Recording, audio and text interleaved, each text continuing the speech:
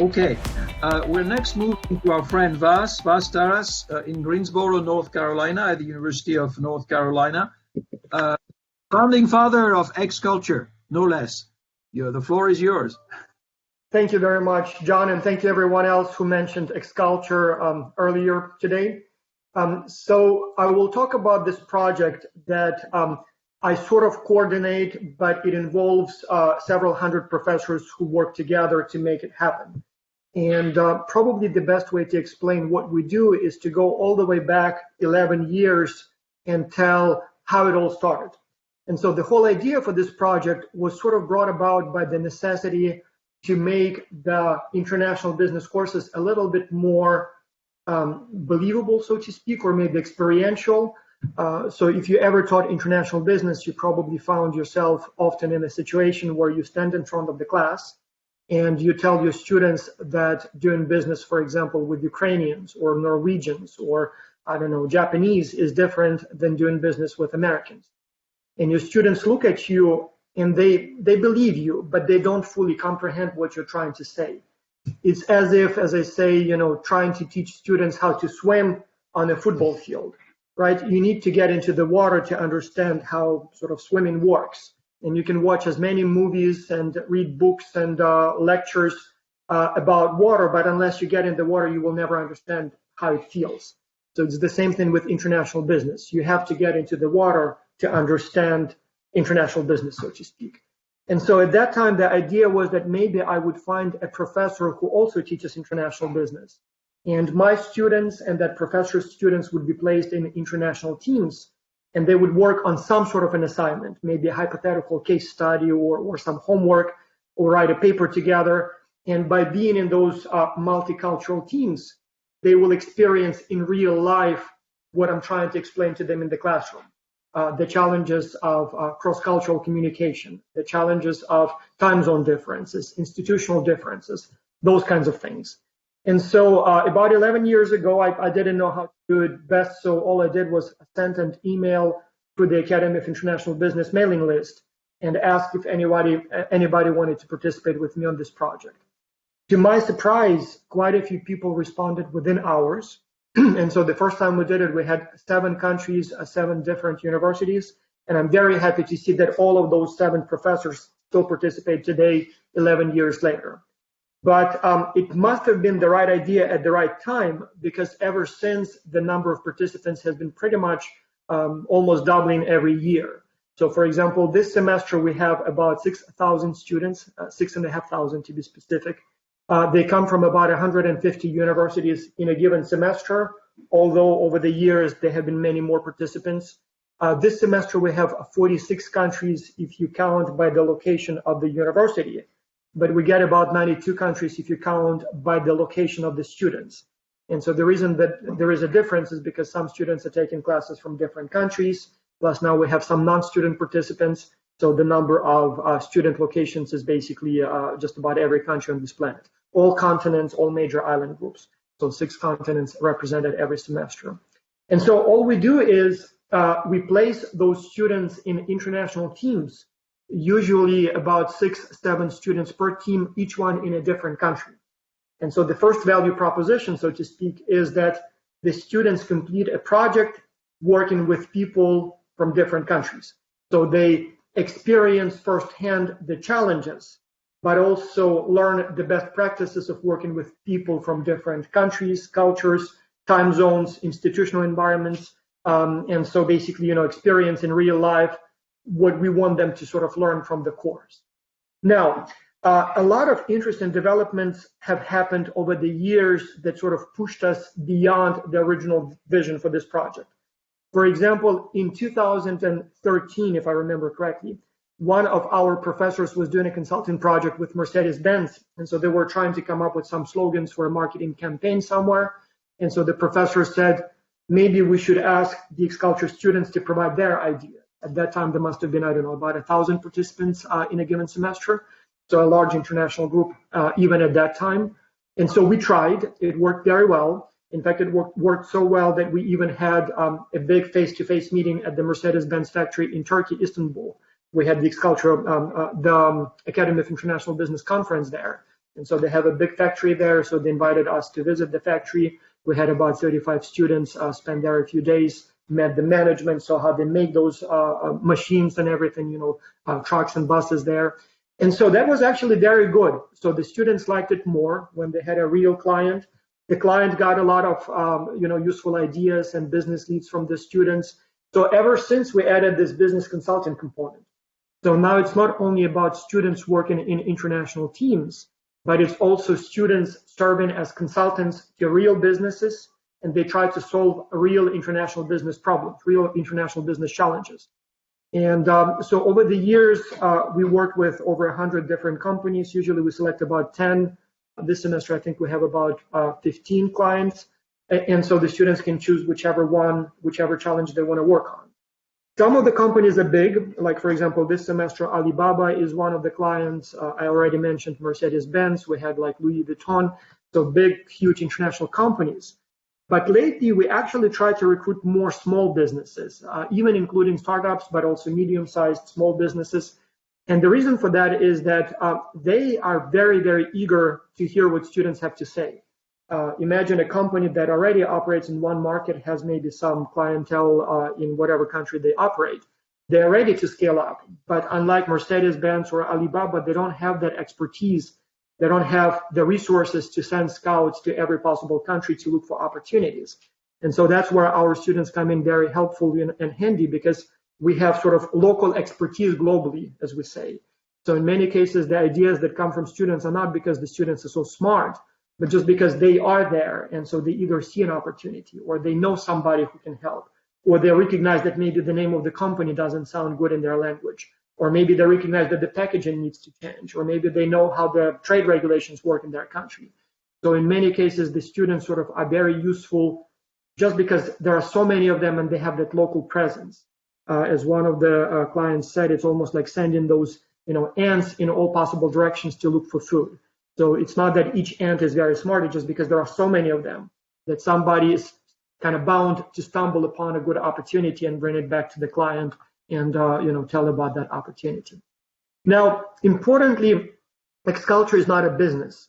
So we are a partnership of professors.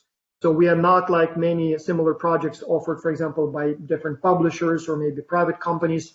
So we are not in it to make money, and perhaps because of that, but maybe also, I don't know, just because we think it works better, but we don't have any fancy tools. Like, for example, we don't have a platform where students have to log in to see the assignment or communicate.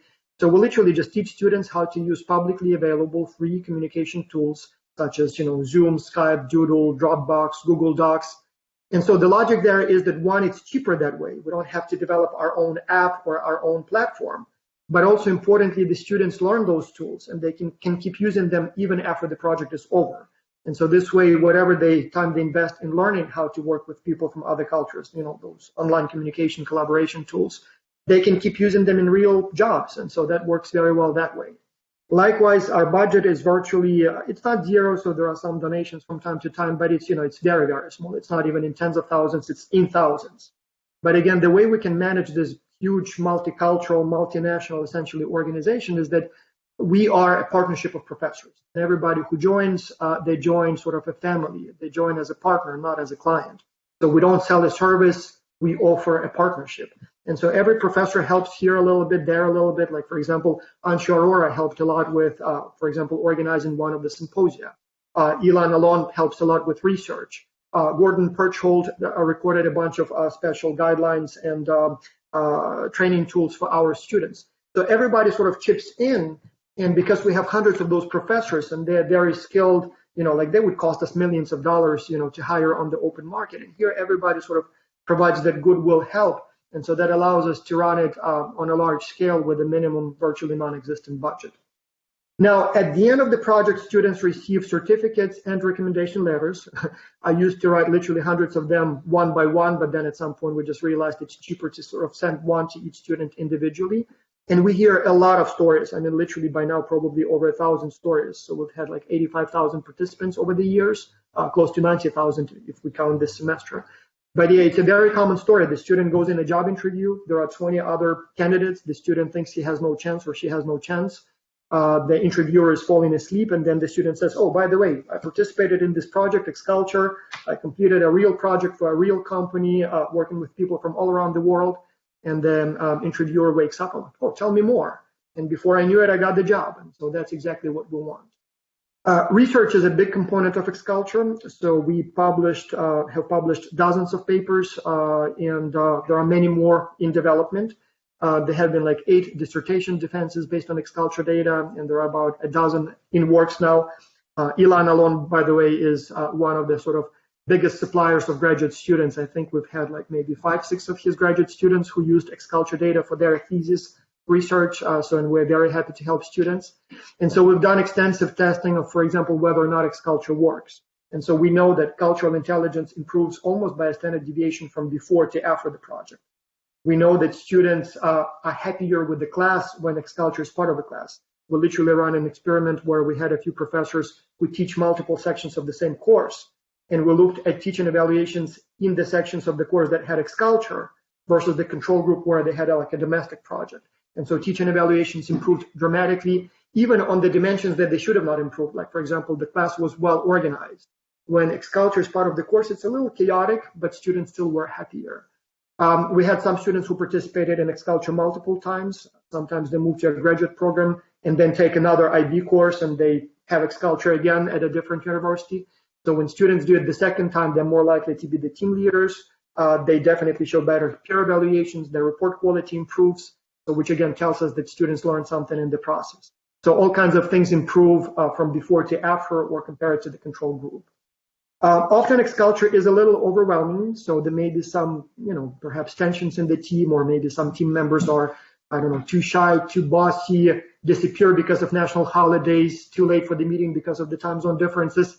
But we kind of talk about it as not as a problem, but essentially as a main purpose of XCulture. I always wanted to build a time machine and really like this movie Back to the Future. So I cannot do that, but XCulture is in a sense almost like a time machine, like a time viewing device. So it will not take you into the future, but it shows you what the future collaboration in teams will feel like. And so whatever challenges students experience today, we know those will be the same challenges when they do it as part of the job. And so here in XCulture, the cost of an error is very low. So if students sort of end the project with enemies on 6 continents, it's still a good outcome because they learned something. So when they do it the next time, they know what to expect. They know how to handle those challenges. And so in a sense, they've seen the future and now are better prepared for it. And then obviously we teach them all kinds of tricks and tools and approaches for mitigating those problems. And hopefully they do a much better job the second time. Now, so one thing that I would like to say is that there have been a lot of other developments in XCulture beyond the international collaboration and business consulting. Like, for example, we started bringing our students to the Academy of International Business Conference. Daniel Roddick, if you know him, he was the first one who started bringing students, and then more of us. And at some point, we started collaborating with the Academy of International Business, the US Southeast Division. And so now kind of carved a separate section specifically for the XCulture students. But again, the demand was so huge that at some point we started organizing a separate XCulture symposium for 1 week. Usually we do it in the summer. Obviously now we have to do it online, but we've done it before in Miami, in Italy, in Canada. We're going to do it in Singapore, and Gordon Perchhold was supposed to be the host, but again, because of COVID, we had to reschedule. But again, that's where we bring about 150 to 200 students, best students, for a face-to-face meeting. They meet their team members, they meet the professors. We do all kinds of, company visits, sightseeing, workshops, career development. And so that's a very interesting sort of face-to-face business week, so to speak. Another very interesting development, I'm particularly proud of this one, is the XCulture coaching program. So we had many students, hundreds of students in fact, who liked XCulture so much that they kept asking to participate again and again and again. And so after we had some students who participated literally like 4 times in a row, I thought there is no point of them doing it again the same way. So I invited, the first time it was 7 students, I said, well, why don't you serve as coaches for the new generation of XCulture students? So basically you were team members before, now you will be sort of mentors, big brothers, coaches. And so that worked very well. So the coaches got very valuable experience now as essentially managers or supervisors in a way. But also for the teams, it was better because the teams were able to get that extra, layer of support. And so we developed that into a whole self-standing program. Like this semester, we have 87 coaches. So about 1,000 people apply, and then we have them do 4 weeks of training. They complete 16 training modules on things like how to provide feedback effectively, how to resolve conflicts, cross-cultural communication, those kinds of things. And then those people gain new experience now as coaches. But we have this army of additional help, free help essentially, but highly qualified help because they did it before themselves. They received additional training, they did the tests, so we know that they can be effective coaches.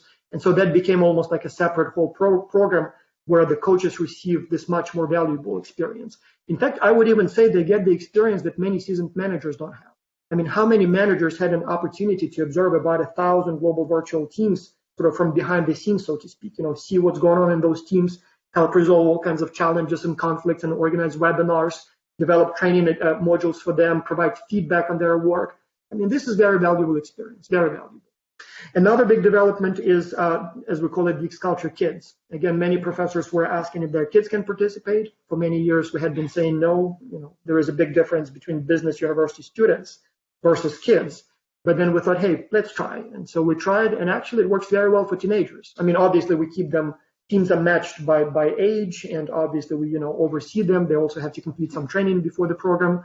But overall, it works very, very well. In fact, my own 2 kids participated in the first round, and I was amazed on the one hand that I had to teach them some basic things like how to write an email. Who would have thought that the kids these days don't know how to write emails? I guess they just write those quick messages on Snapchat, but I had to show them how to write business reports, how to deal with the time zone differences. But they also liked it very much. I mean, they would meet with their team members all the time, sometimes wake up at 6 a.m. because somebody is in Singapore or India, and the time zone differences commanded early rising. But yeah, in the end, they did very well. And so now we have this whole additional program with hundreds of students from all around the world, teenagers who participate in the same project, but in the children's track, so to speak.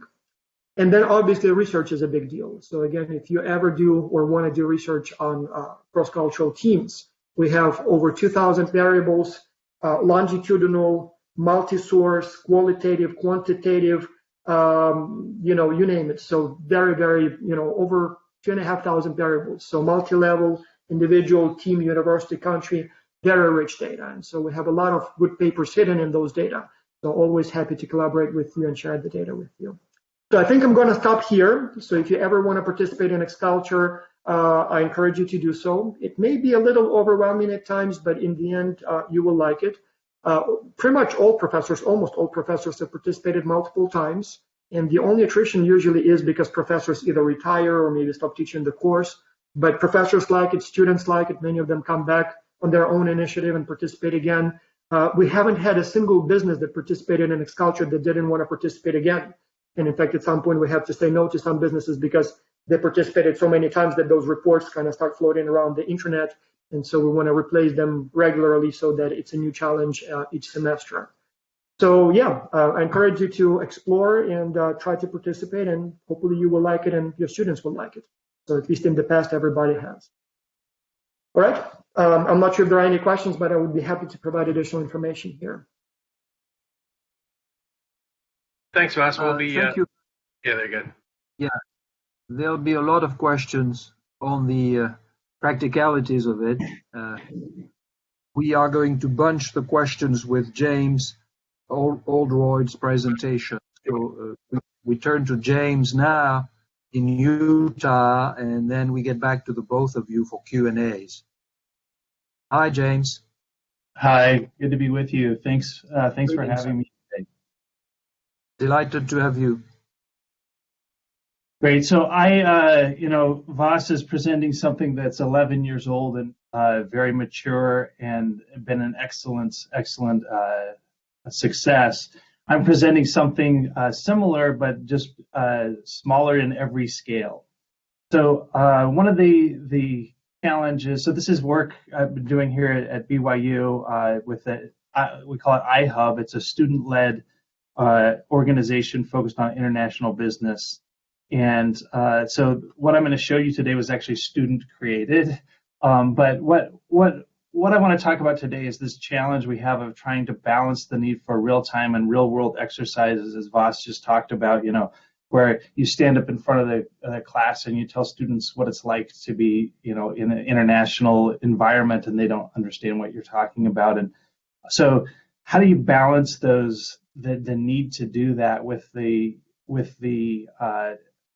effort required both by students and by faculty? And so one of the things we had been doing here at BYU for a few years, we called it a market entry exercise, and we had partnered with the World Trade Center to find organizations, companies, small to medium-sized companies that were interested in internationalizing their product, and partnered with them to help these companies figure out where to go, what markets to go to, and how to get into those markets. And the World Trade Center had developed a processes whereby they had this very elaborate Microsoft Excel spreadsheet that took about 40 hours to input the data and clean the data on any given product. And what we've tried to do here is solve that problem. So students were spending 90+% of their time on the project bringing data into the Excel spreadsheet, cleaning the data, and then they'd spend about 10% of the time presenting or thinking about how do I inform a company to actually go international. And so what we've tried to do is solve this problem and invert it, if you will, by bringing apps into play. And these are smaller, these aren't massive projects or massive assignments. These are meant to be done in 1 or 2 weeks, specific assignments. So I'm going to talk today about what we call the market entry tool. And rather than kind of just tell you about it, let me just show you. So here's the IHub website, and here under tools and apps, here it is, and it's in beta right now. Like we literally have just launched this, and so it's not 11 years old and well proven, but you're welcome to use it. I think anyway. Let me show you what it is. So in the market analysis tool, again, the goal of this is to help students with a real-world exercise to figure out what markets to send a product to, what markets should they enter with a given product. And so they literally just come here, and you can have them enter an HS code. So if they don't know what an HS code here, you can come here to the instructions, and everything's meant to be kind of self-explanatory to the students so that they can get in and figure the tool out on their own. But you enter your HS code. I've chosen one today for that we're going to do, which is 630622, which is tenths. So if there's I live in Utah, there's a lot of outdoor companies that might be interested in selling their tents around the world. And so what this app does is, again, we put in the HS code. It went in, and what you just saw right there, that wheel spinning, this might take a few minutes, was literally 40 hours of work in importing, going and getting the data from multiple sources, World Bank data, UN Comtrade data, Heritage Foundation data, etc., and bringing all of that data into the app. So again, you just saw in like 5 seconds what took 40 hours of student work before. And now the students get to engage in what I think is the more interesting part of thinking about globalization or taking a product abroad, which is which markets to go to. And here we have category weights. So when the World Bank was working with companies, some of them were interested in finding stable markets. Others were interested in finding markets of high growth. And so we put in here some flexibility on that. So we can go here. I'm not going to adjust it right now. I'll just jump over here to results, and we'll click on this button that says Analyze Data. And again, right now what it's doing is it's going through combing all the data, looking at the export-import, looking at GDP per capita, looking at a whole host of data, and figuring out which are the top markets that a person would want to export from the U.S. So this is U.S.-centric right now, but we're working on easily adapting it to adjust the home country. But this gives us a list. So it ranks Germany, United Kingdom, Japan, Australia, Netherlands, Denmark, France. So again, it lists the top 30 or 26 in this case countries where you could think about exporting a product to.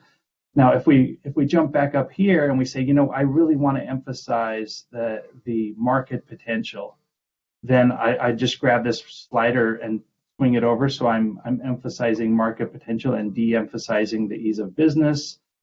We have a trade-off here between ease of business and political and economic risk, and let's just say that we want to keep that the same. And again, I'm going to emphasize market potential, so I'll just drag this slider over, and then we come here to results, and it says, hey, you've changed your weights, so I'm going to analyze the data again. And let's see if we get any changes. Sometimes things change dramatically, and sometimes they don't change much at all, depending on what preferences you select.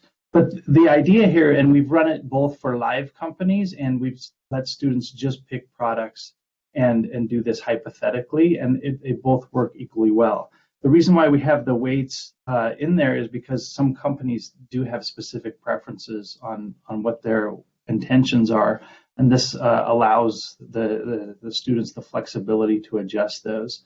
And so, you can see here, not much changed when we did that. Saudi Arabia jumped up, Spain jumped up, but it's actually more precise than even this. So we can come here to the subcategories and look at the indicator weights. So we have market potential, ease of business, economic risk, and political risk. And under all of these, we have, in some cases, we have 4 categories, and others we have 3. And students can again come and fine-tune their criteria, the weighting of what matters to them when they're thinking about internationalizing the product. And I won't necessarily jump into that right now, but it allows the students to, even if they pick the same product, to come up with different results. And what happens is after they run the tool, what we've done is we've again inverted what traditionally was a very data-intensive exercise into an exercise now that is students really thinking about how to interpret and making sense of analyses and translating that into real-world recommendations that are based on live data. They're based on real data, and so you could feel confident in running this for a company on a live project, and the results that you would find are, you could be comfortable that what you're telling the company to do is real.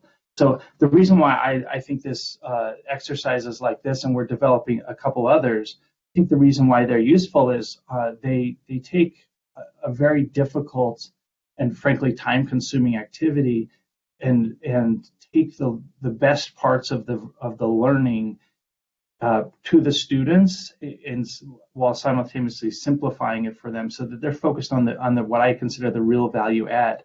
There's no difference between importing data in a information systems class or in an IB class, and so let those skills be taught elsewhere and focus on truly what is unique to our IB classrooms. I think for faculty, there's some huge advantages in this, and one is that it's always current. Like you don't have to worry about updating the database, because it goes and pulls the data live into it, and so things change all the time, and it makes it so that it's fresh. It's always fresh. There's none of that awkward discussion about in the real world you would do this. This is the real world. Like this is live, active data. I think it's fair. So typically in the past when we would do this, if you had students that had better data manipulation skills, they tended to do better on the projects than students, that if a team didn't have students that had that. And now, like, it doesn't matter how good your data skills are. It's can you take the data and apply it correctly? And obviously it's very automated. Students love it. It makes it much more enjoyable. It's real world, and what we do is, we take the results of the of the countries that come out of the exercise, and we actually give them a standardized template to create a presentation. So the outcome of this isn't the app itself. The outcome is the presentations the students create. And this is just an example template. So they just punch in the HS code, they put in their team members, it identifies the top 5 countries, in this case for camping tents.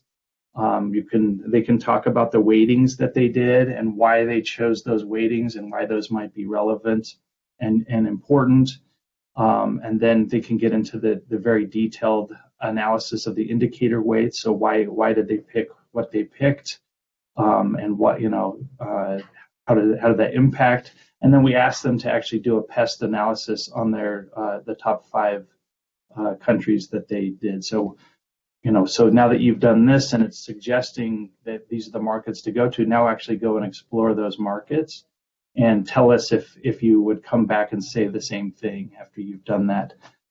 Then they make their final recommendation to the client, and we've done it for live clients and for non-live clients, and it's great success. And so you can see here that we're on the very beginning. This is still in beta, but the idea is that we're just switching the whole exercise around, so it's not a data intensive exercise to an interpretation intensive exercise. And so we have this app that is in beta. Again, this was student developed. This was some of our IHub students that had been doing the exercise said we're gonna make this an app, and so they've worked to do that. We also have another app that's in development that's a foreign exchange exercise. So the app gives students $600,000 and requires them to trade into 5 different currencies over a 2-week period using live exchange rates. And so depending on the pattern of their exchanges, students can do better or worse at the end of the exercise when it brings everything back to US dollars and then ranks them against their peers. Again, just getting students these hands-on, tangible, interactive exercises with real data that is live. It's live data. This is, we've had students leave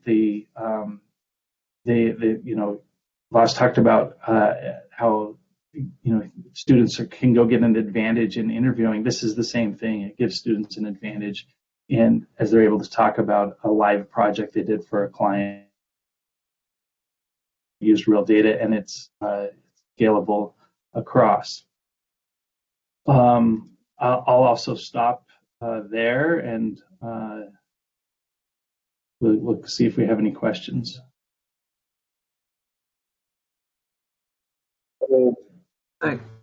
Thank you, James. I would suggest that, Jim, you go to the questions now, and then I come back to me for more of my specific questions. Presently, I'm not showing any questions in the Q&A. Okay. Can I maybe ask? Go ahead, Vas. So I have a question about the project that was just presented. So you're trying to develop an app that the students will use to participate in the project, or how will it work, if I may? So it's a web app. So it literally they just get on it through any internet browser, and they can just run it from that. So they could do it on their mobile device, they could do it on a computer, wherever they are. But there is sort of like an app or a shell that the students kind of log into, and that's where all the action happens, right? Yeah. So could you see the screen there? I was just showing you Yes. That's the live app. That's what it looks like. So there's you literally just go to the internationalhub.org website, click on the apps, and then and then it's there. Like that's all that's required to get there. Yeah, we've been getting requests to create some sort of an app for XCulture, but as I said, I kind of resist that idea, not only because it may be difficult to, from the IT point of view to create it, but also it seems like now there are all those tools where, from collecting information from students to communication to coordination. And so that's an ongoing sort of discussion for us. So I personally don't think you need it. The only reason we're doing it here was to take all of that data and do the combination behind the scenes, and then it's spitting it out. So I actually don't want them in the app very long. I want them thinking about the results from the app, and then and then taking it to PowerPoint or wherever where they can Right. where they're discussing it. I think you're right. Your intuition's right. James, I have a question. I hope I'm not muted.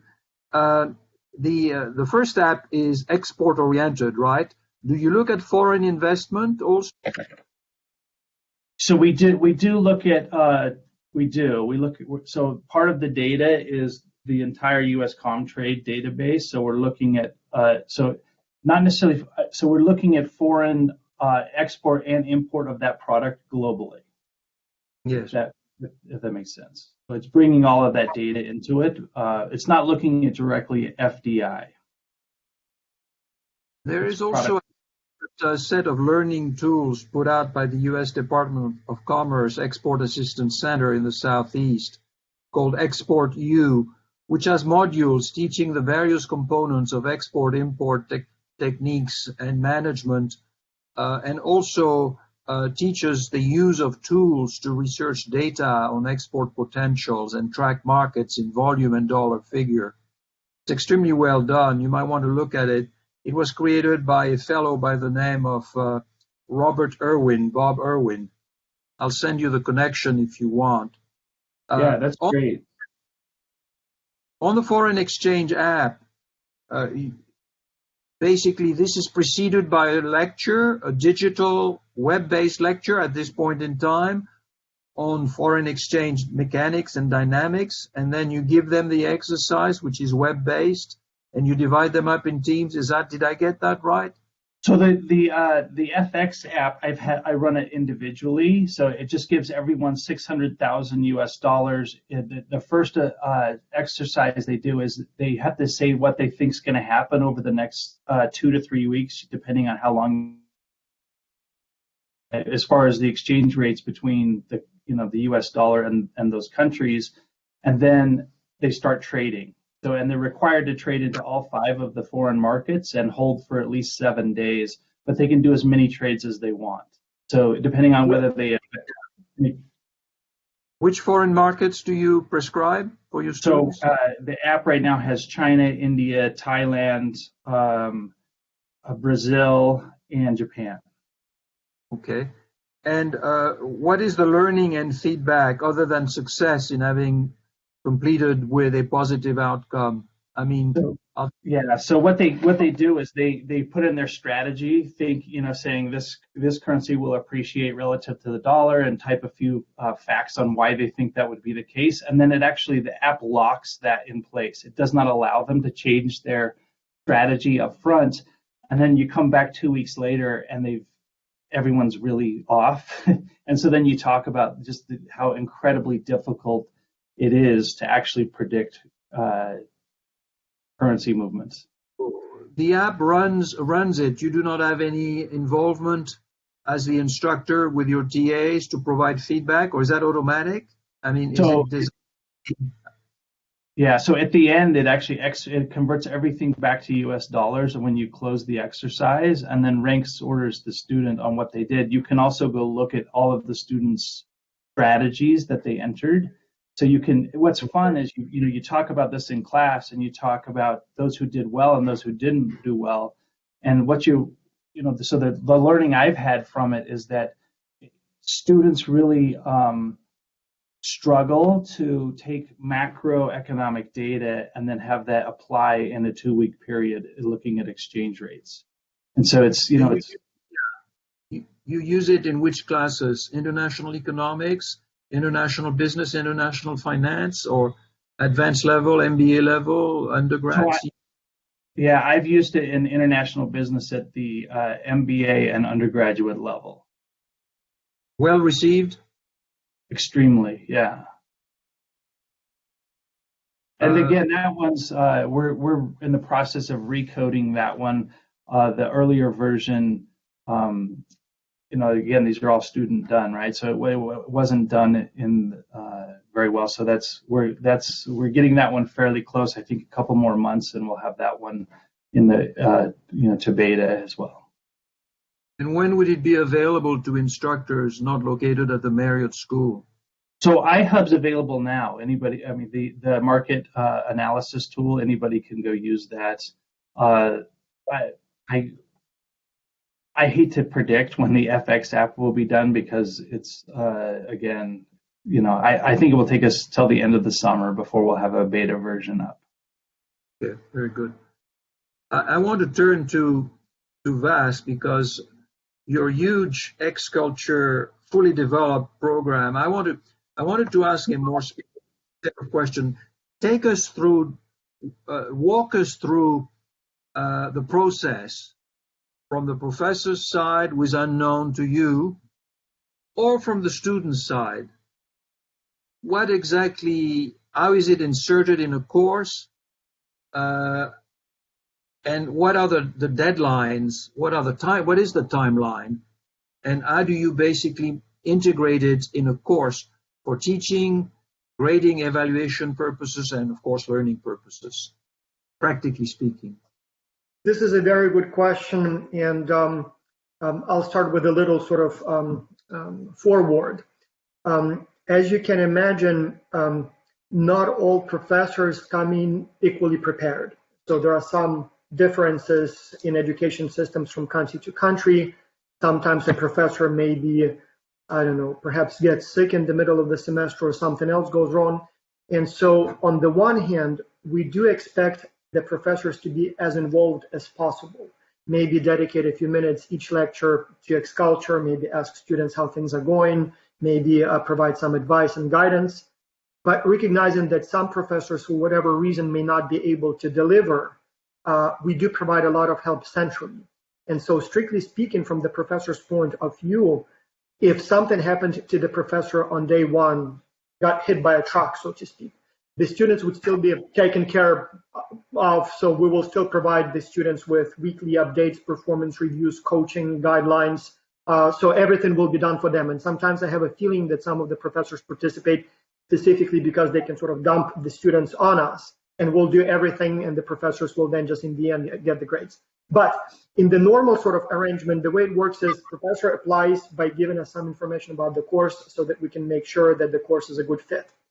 Then once the application is approved, the professor sends us a list of the students, basically the names and the emails.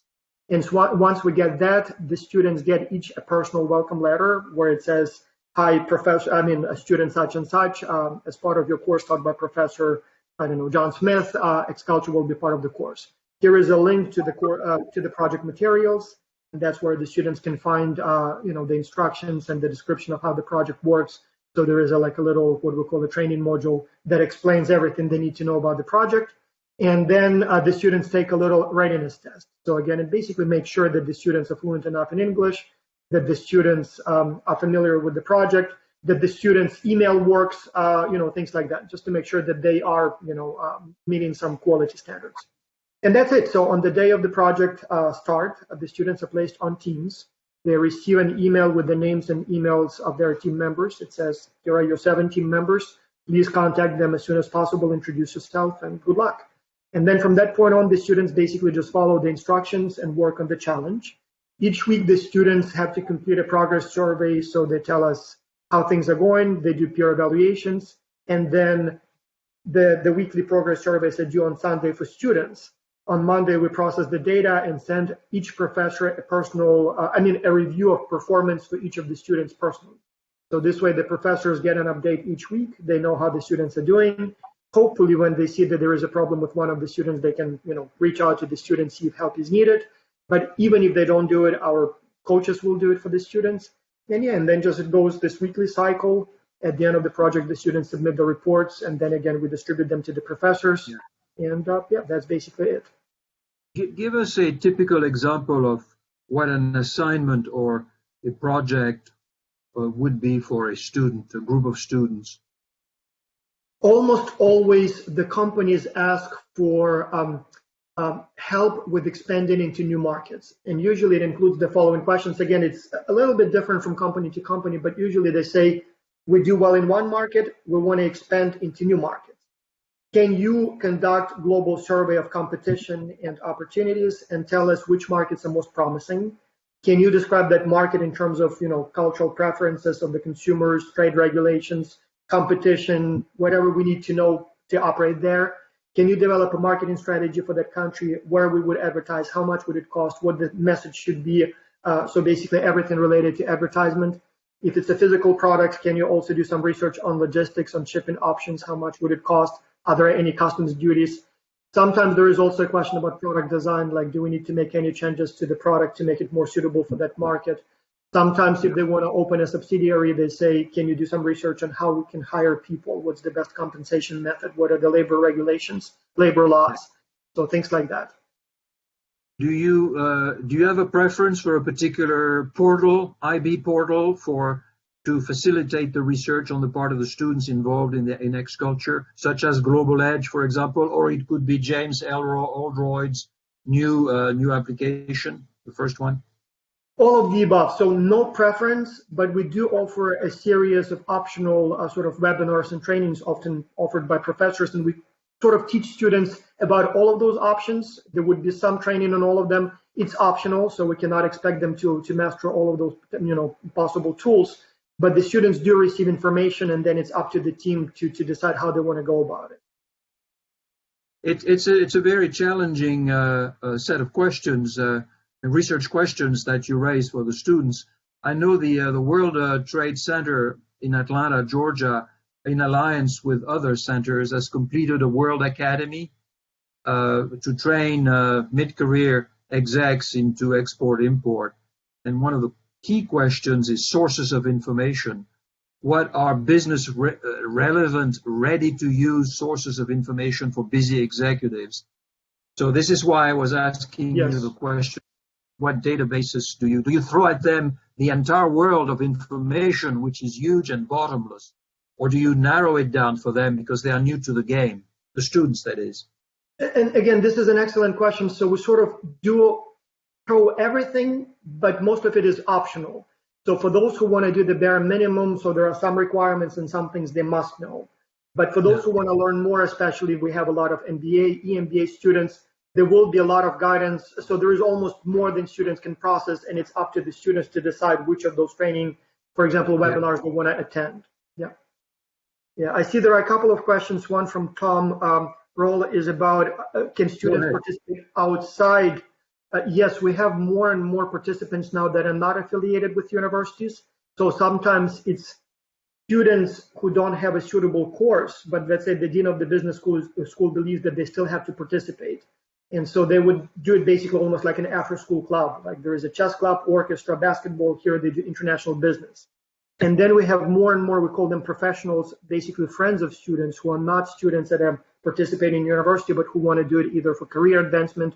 So we, again, keep them in a separate, it's the same project, exactly the same, but we just keep them, in teams with other professionals. And then somebody is also asking if it's about how do we group the students? It's random, but we try to match students by study level. So MBA students with MBA students, undergraduates with undergraduates. We try to match them by work experience. So older, more experienced with older, more experienced, but otherwise maximize national diversity. So everybody from a different country, preferably a different continent.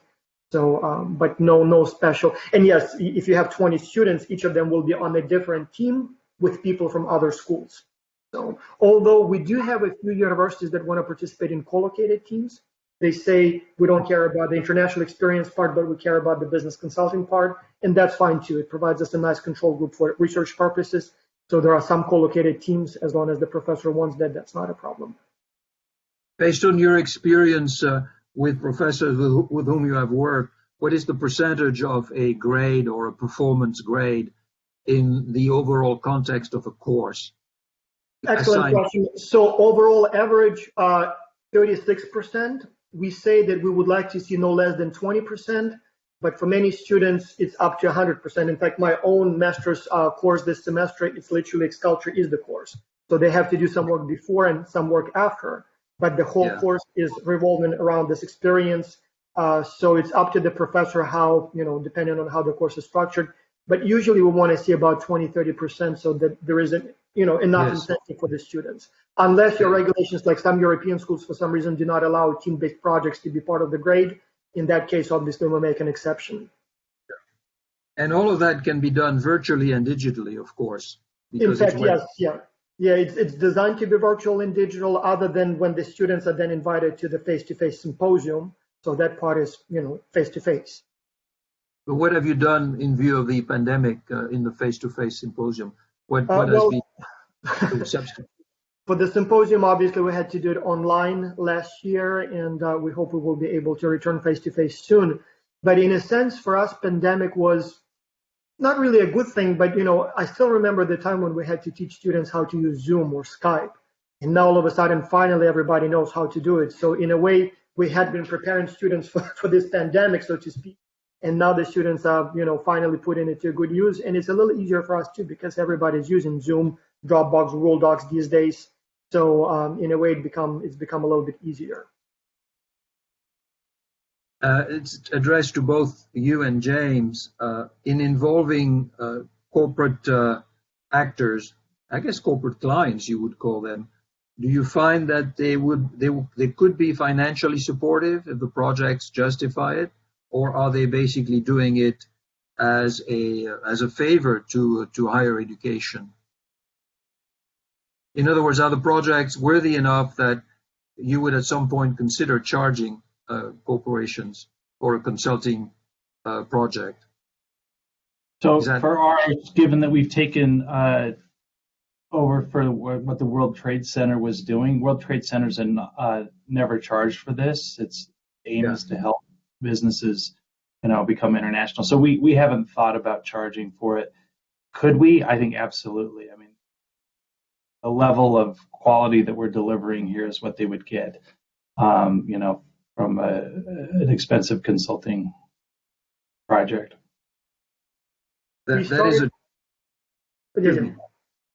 Yeah, for us, we started charging recently, and it seems like it's working better that way, because when it was free, sometimes it almost felt like the companies are doing us a favor.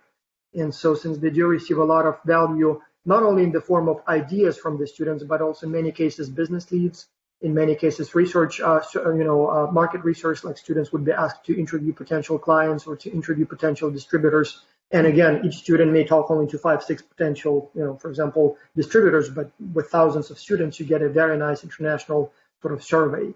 But also many companies end up hiring students, offering them internships. As one of the clients said a long time ago, when I hire the normal way, I just see the cover letter and maybe have a 30-minute interview.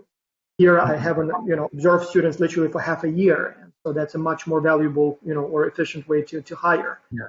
And so we started charging, and it seems like it actually changed the dynamics. Now the clients are more involved. They seem to value it more.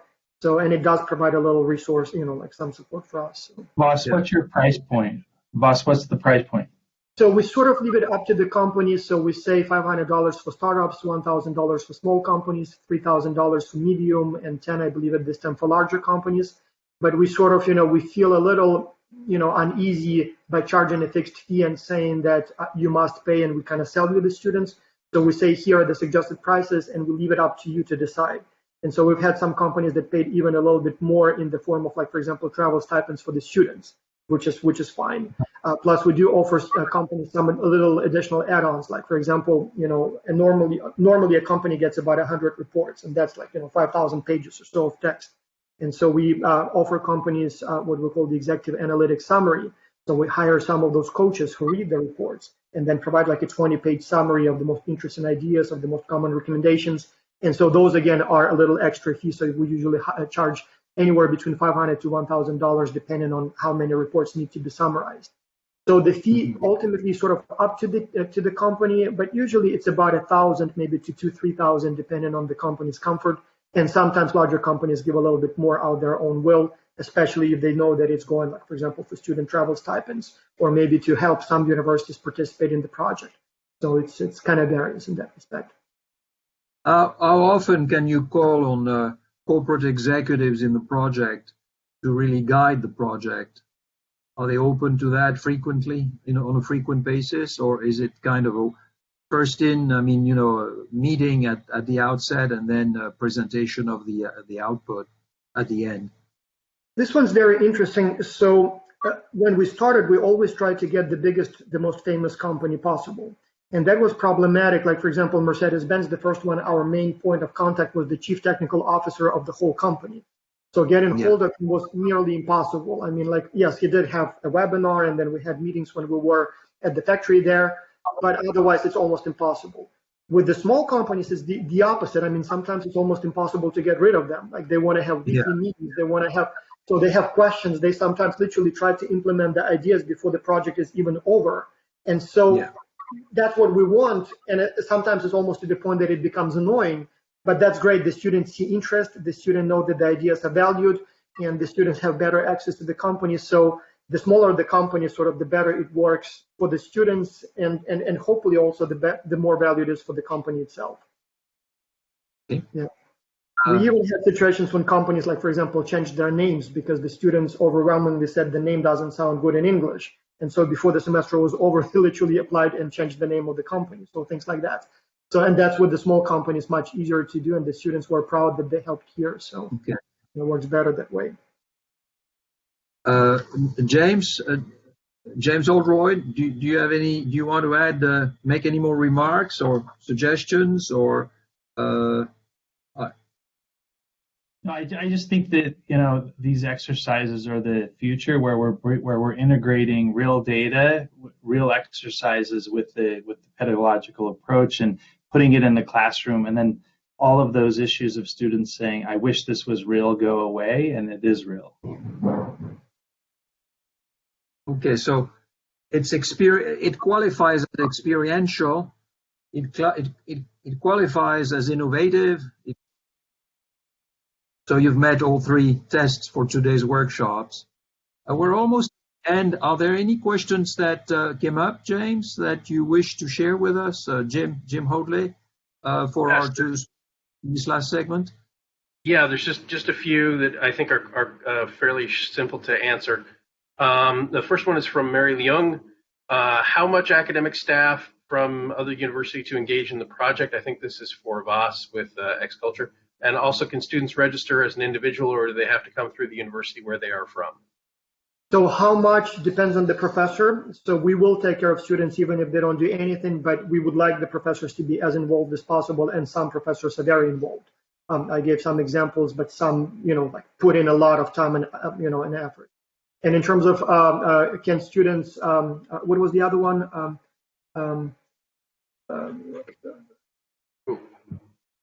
Yeah, sorry, I missed the second question. So can a student register as an individual, and how much staff is needed?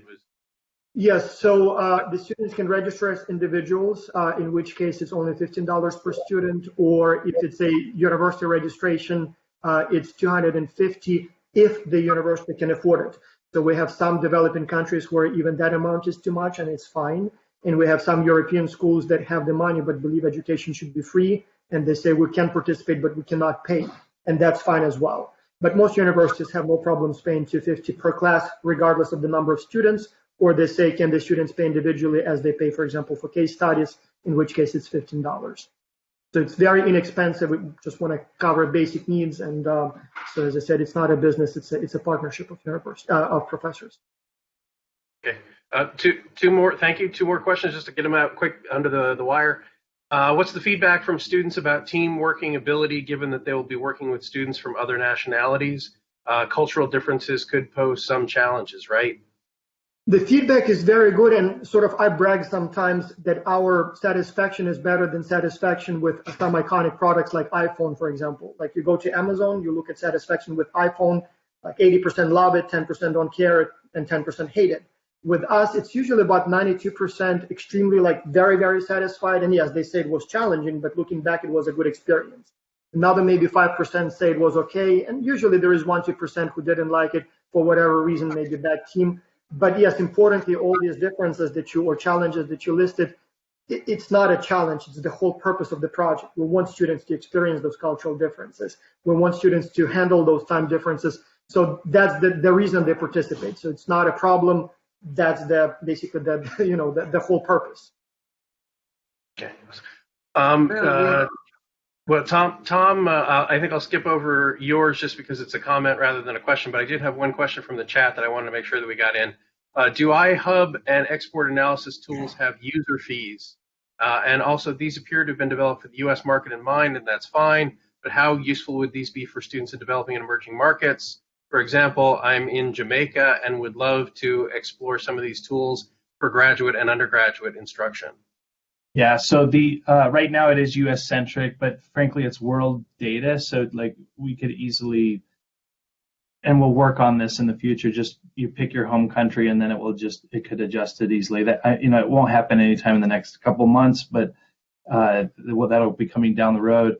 The other question is right now they're all free. We if our server costs get crazy, I could see us instituting a small charge, kind of like XTeams or XCulture does, just to try to cover some of the costs. But for now, everything's open and free. James, I wanted to say to the question from the person from Jamaica, there is a United Nations Geneva database on world data that can be manipulated to get really results from just about any country that provides WTO data. So that would allow the material to be less US-centric and more global in nature. Well, we have reached the end. It is 12:30 Eastern Time. I want to thank all of you for really taking the time. James in Utah, Vas up in Greensboro, North Carolina, Anshu up in DC, Ilan in Norway, Gordon probably now landed in Toronto, Canada, and Remy in Japan, probably asleep. Thank you all very much for participating. I think we have all enjoyed and learned a lot. We look forward to being able to share your PowerPoints. The material is being recorded. It will be made available at some point. Tell us more, James, when the material will be available on video. As soon as we can download it, edit it, and put it on our YouTube channel, and I will send everyone, because we're at the end, rather than putting it in the chat, I will send everyone a link once the video is up. Thank you. Have a good day. Thank you so much Stay for safe. organizing it. Very informative. Very informative. Thank you. A pleasure. Goodbye. Good evening, good afternoon. Have a great day. Stay safe. And good to see you all, friends. I mean, haven't seen you face to face for a long time, but good to see some of the familiar faces, at least online. All right. Bye, everyone. Thank you. Thank you for everything. Bye, Andrew.